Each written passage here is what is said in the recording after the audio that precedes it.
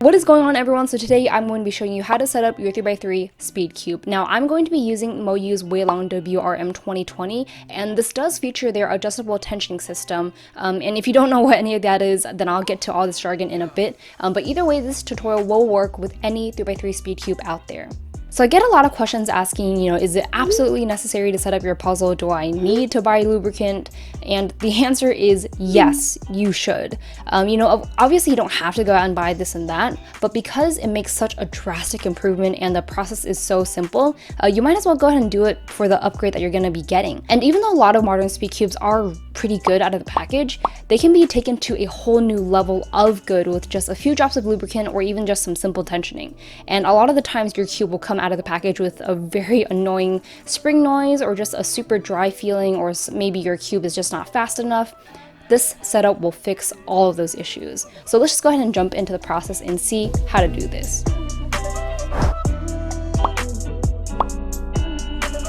So starting off with what we need, of course we need the cube that we're setting up, in this case the WRM 2020 3x3, and a screwdriver to tension the actual hardware in the cube, and of course lubricants. Now this is where it gets a little tricky. There are a lot of options for different lubes, and it really just comes down to your personal preference in choosing the actual lube that works best. But generally the base of what I recommend is a very heavy, high viscosity lubricant for the hardware and screws, and a very low viscosity and thinner lubricant for the actual pieces of the puzzle. So for core lubes, you do have a lot of different options.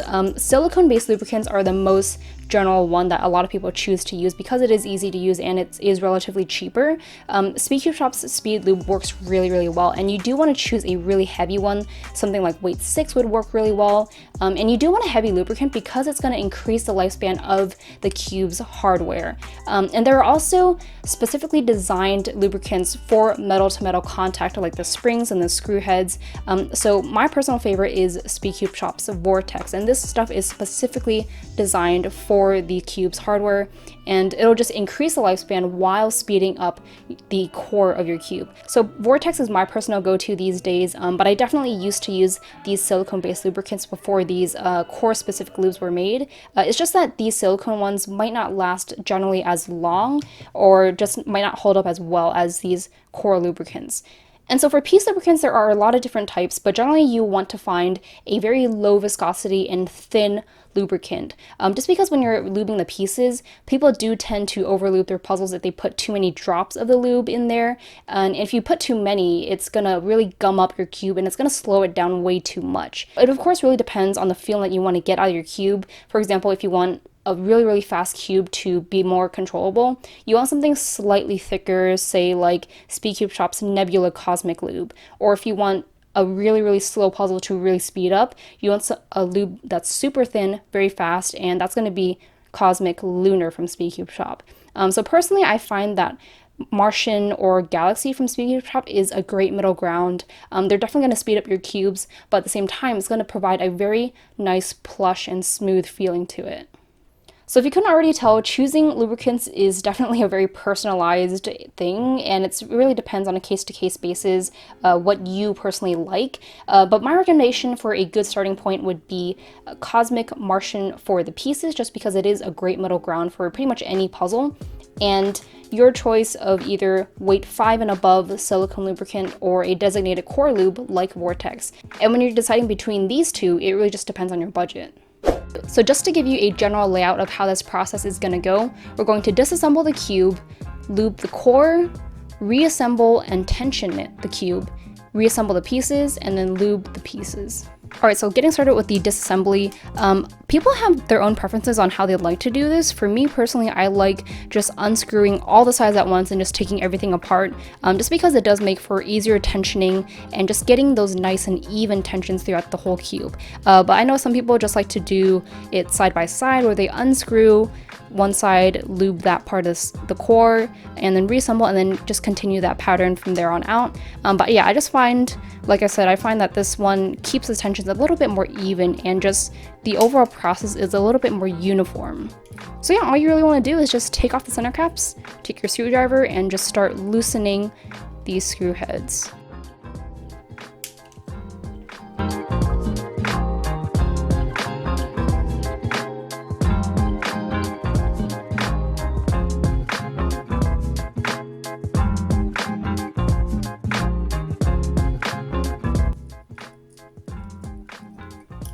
Alright, and that is the last centerpiece. So at this point things can look a little chaotic, but let's just do a little organization here. So now we're going to be lubricating the hardware of your cube. So just take a centerpiece, pop out all of the metal looking things, so the washer, the spring, the screw head, and this is where your core lubricant comes into place. So like I said, I'm going to be using Vortex, which is a designated core lubricant. But yeah, any heavy silicone lube will work in this case. And so all you're gonna wanna do is take your lube and put it at any contact points, you know, like wherever the washer touches the spring, wherever the spring touches the screw head, just lube all those contact points. And at this point, you don't really need to be concerned about over lubing any of these parts. But of course you don't wanna waste your lubricant and just run out immediately. So yeah, I'm just really getting the end of the spring here where it touches the washer, getting the bottom of the washer where it touches the core and the centerpiece, and then also underneath the screw head where it touches the spring.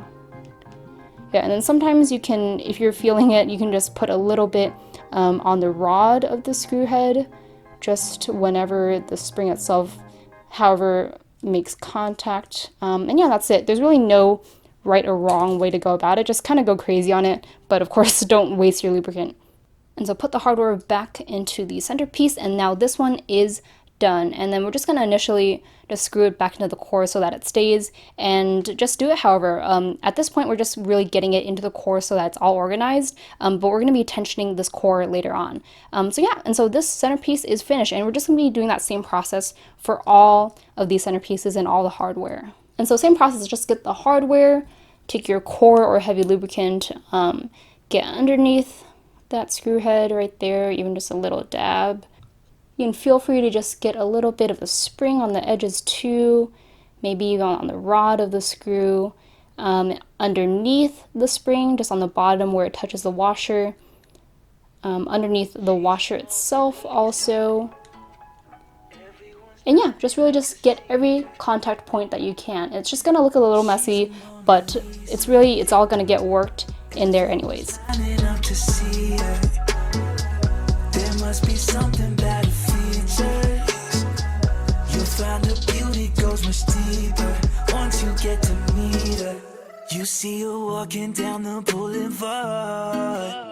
She got the posture of a superstar. And so next up is to now tension the core, and this part is probably the trickiest of the whole setup process, just because you do want to get even tensions on all sides of the core. And so a little trick that I like to use, all you have to do is find where the screws end, like wherever the lines don't show anymore, just tension it up to that point on all sides. And so generally that's going to give you very even tensions. And so for me, I like to go at where there's like a tiny little bump, and wherever that meets the top of the core piece, just stop it right there.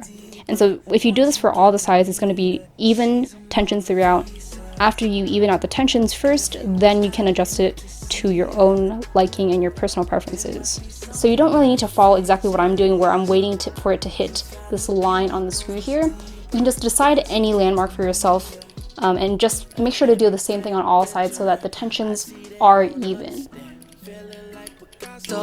She brushing against my hands. Seen you from around the way, you didn't give me the time. Alright, so I think this one is my last one. So just gonna keep tightening, and then it's gonna hit that bump. And so now the tensions are even on all sides, but you're not done yet. If you put the pieces in right now, it's gonna be way too tight, and it's not gonna be usable at all. So you're gonna wanna loosen all sides an equal amount. So for me, I like to look for wherever the crosshead turns like halfway or 180 degrees. And so I'm just gonna do the same thing on all sides where I do it. And I'll start off with 360. So 360, turn now on this side. 1, 2, 3, 4 quarters, full rotation. 1, 2, 3, 4. And again, for this tensioning process, you can designate your own landmark. So for me, I just like to look at wherever the crossheads moves a certain amount, and I just do the same thing on all sides. The main point here is that you want to do the same thing on all sides so that the tensions are still even throughout the whole core. All right, so I think that should be good. And so to reiterate, at this point, I'm not adjusting the final settings of the tensions yet. The only reason why I wanted to loosen the core was because I was worried that with the initial evening out of the tensions that we did, it would be way, way too tight for any of the pieces to fit in here. So it should be good now, and yeah, it fits right in there. And so now at this point, all you're gonna wanna do is just put the pieces back into the core. And I think honestly this is the most fun of this whole setup process. At least for me, I think this is the best part. It's just so satisfying to put these pieces back in here. And when you are doing this reassembly portion, you can see I'm really not paying attention to fixing it back in a solved state. You can just put in the pieces however, not really worrying about the colors, just because we are gonna solve it to just sort of give it a feel for the tensions anyway. And also we can just, if some of the pieces are misplaced, then we can just pop it out and put it back in correctly. So it's really not a big deal.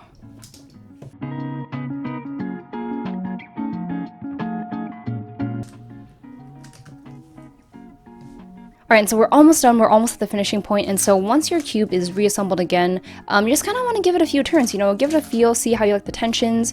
And so a good measure of whether your cube is too loose or too tight, try doing some corner cutting. If it can't do 45 degrees and it's really struggling to cut through it, then your cube is too tight, and so you're going to want to loosen it a bit on all sides. And if it can do it past 45 degrees and it's going to do it super easily and feel like it's almost going to fall apart, then your cube is too loose and you're going to want to tighten it again.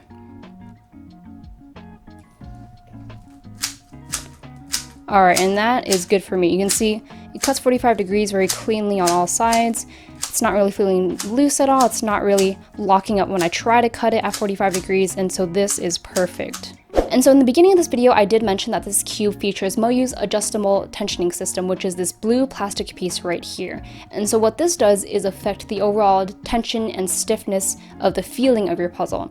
And so you might be asking yourself, didn't we just adjust that with these screws? And yes and no. What the screws really do is affect the technical structure of your cube, you know, like how much it can corner cut or how loose or how stable your cube is going to feel. That's going to be adjusted by the screws. But what this blue plastic adjustment tool does is affect the overall feeling of the tension or stiffness of your cube. So you should really just associate this blue adjustment piece with the feeling of your cube, whereas the screws are going to adjust the structural and technical aspects of your cube.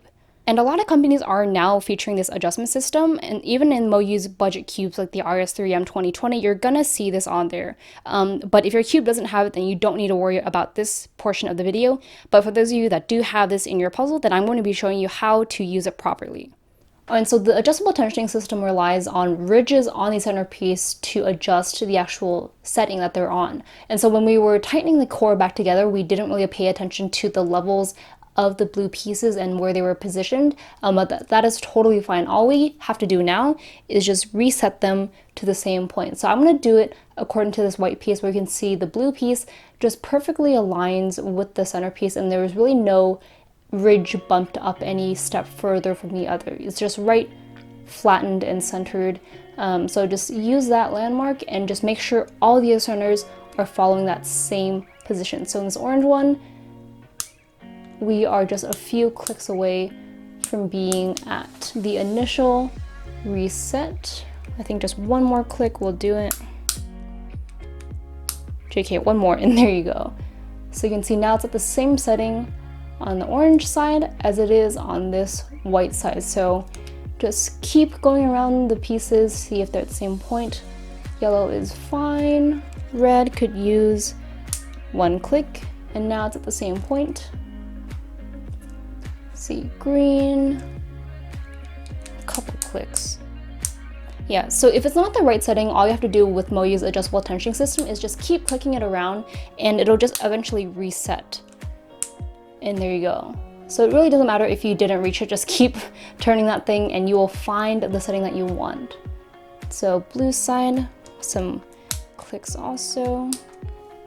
All right, and now they're all on the same base setting. And now at this point, adjusting the tensions is really just up to your own personal preference. Right now we have the adjustment tool set to the lowest and loosest setting possible. So if the cube right now feels way too fast for you, then all you're gonna wanna do is turn this blue piece counterclockwise to however number of ridges you prefer. And the more you tighten it counterclockwise, the slower and stiffer your cube is going to feel. So testing it out for myself, it's just a little bit too loose and fast feeling for me. So I am going to tighten it just a few clicks to see how it's gonna feel.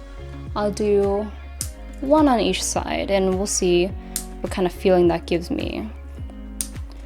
Alright, so I think that is good with me. I think this setting works for my turning style. And so at this point, it's really not going to provide a very drastic change in the feeling of your cube, but even these subtle changes is definitely going to be noticeable when you're doing long averages and solving sessions.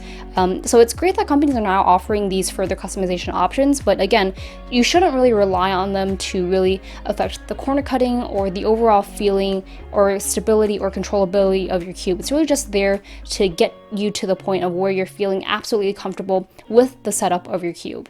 And so now we're at the last step of lubricating the pieces, and this portion is where you're going to affect the feeling and pure turning of your puzzle. And so if you think your cube is a little bit too dry or maybe it's too slow, this step is going to fix all those issues. So all you're going to want to do is take your piece lubricant and put just a few drops in your cube. And so for me personally, this WRM 2020 is just a little bit too dry right now, and it's just a little bit too fast.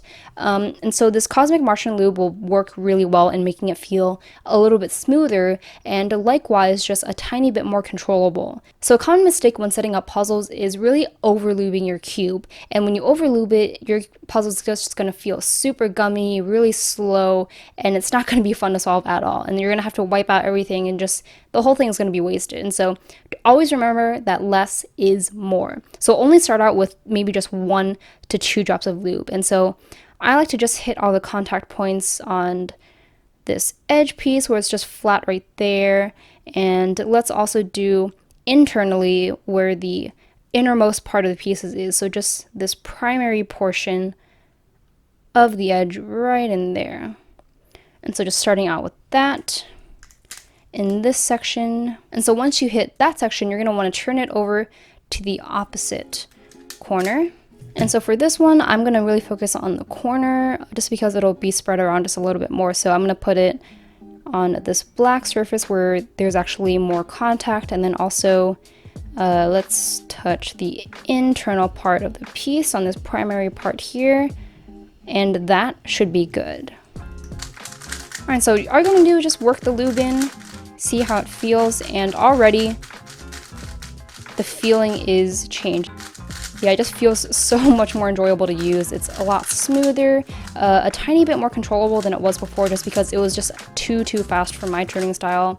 And so there are a lot of different types of lubricants, and some work better for certain puzzles than others do, but I find that the Cosmic Martian Lube works really well for all puzzles. So whether you're setting up a 2x2 or a 7x7 or something that's super slow or something's very dry, I find that this stuff works really well across the whole spectrum. So this would be my personal recommendation for a good starting piece lubricant.